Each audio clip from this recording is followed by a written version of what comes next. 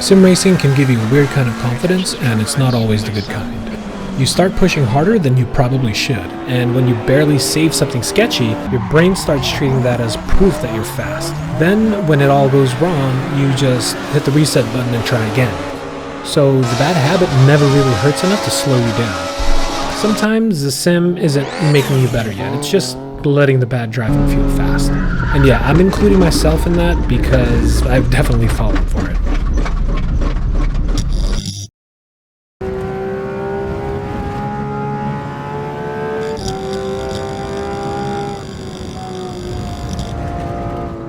I think this is one of the trippy parts of sim racing, because you get so many chances to keep pushing that it's easy to lose track of what good driving actually feels like. You do a run that feels quick, and in the moment it feels like you're right on the edge. Maybe you barely save a sketchy entry, or you're correcting the car more than usual, and your brain starts reading all that movement as speed. Then you look back and watch it, or you compare it to someone that does it cleaner, and it hurts a little because the car wasn't really controlled. It was just being kept alive. That's where sim racing can mess with your head. It sort of gives you freedom without much consequence, and if you're not careful, aggression starts feeling like skill. The reset button changes how you drive more than people admit. In a real car, even a small mistake has a cost. And maybe it's tires, or maybe it's money. Perhaps it's just that little stomach drop when you realize you almost did something stupid and now your brain is telling you to calm down. In a sim, that voice gets quiet.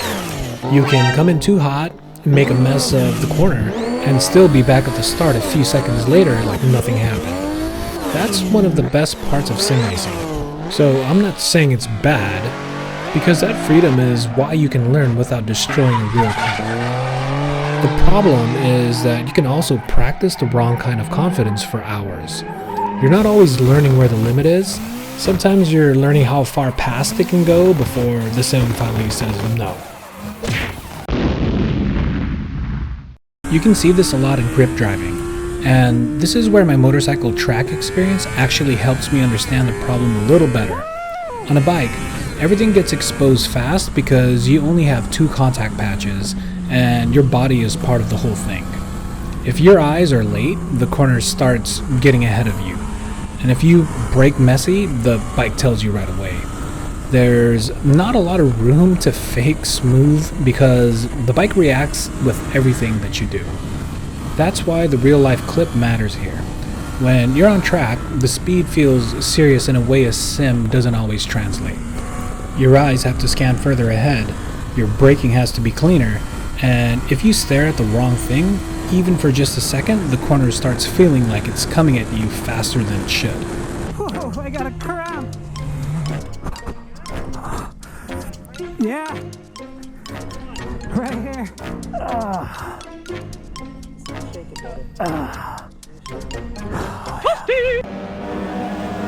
In the sim, a grip run can feel fast just because it feels busy.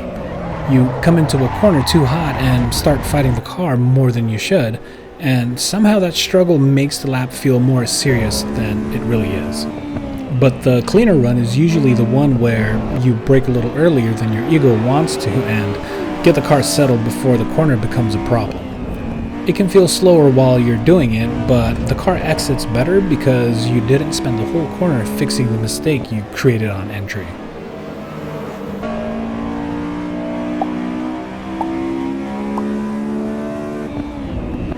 That's where sim racing gets tricky, because a mistake can look like commitment if you barely hold on to it and it almost feels like you did something impressive.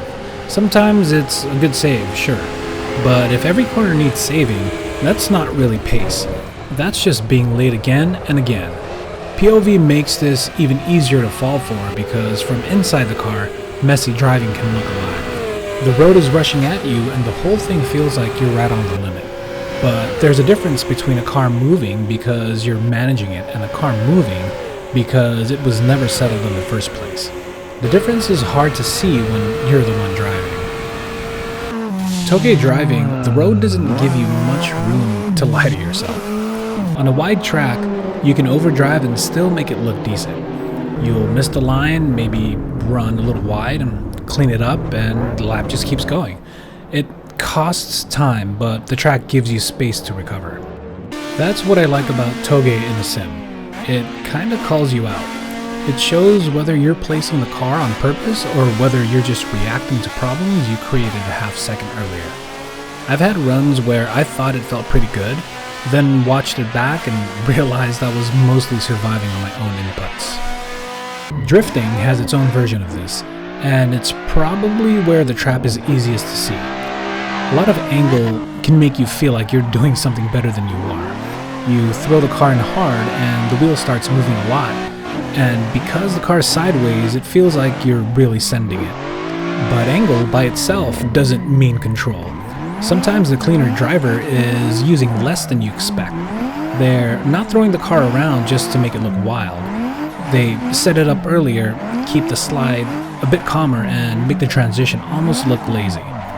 The beginner version usually feels more exciting because everything happens late. But from the cockpit, it can still feel fast. I get why it feels that way because I've done it plenty of times.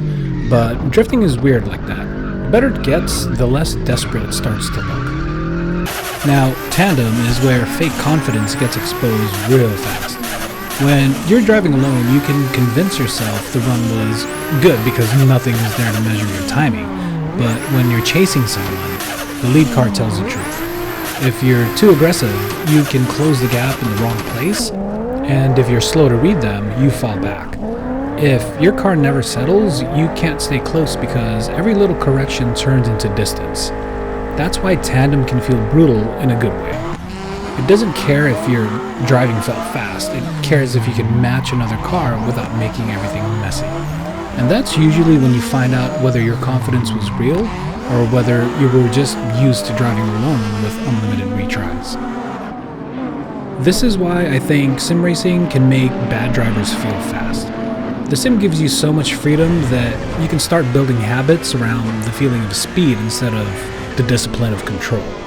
You kind of get addicted to the messy version of driving where every corner feels like a save and every run feels like you're pushing hard. But pushing hard isn't the same thing as driving well. Sometimes the better move is smaller than you would want it to be. That stuff doesn't always feel exciting at first, and it can feel like you're doing less, even when the car is finally doing more of the right thing. And that's the part that bruises your ego. So when I say sim racing makes bad drivers feel fast, I'm not saying that from the outside looking down on people. I'm saying it because I know that feeling. The car feels busy and your hands are working and your brain is telling you that you're right on the edge, but sometimes the edge isn't where the speed is. Sometimes the speed is just before that, in the calmer part where the car is settled and you're not fixing a mistake every 2 seconds. That's the part I'm trying to get better at. Not just driving harder, but driving cleaner, even when the sim keeps tempting me to send it. I'll catch you in the next one. Woo.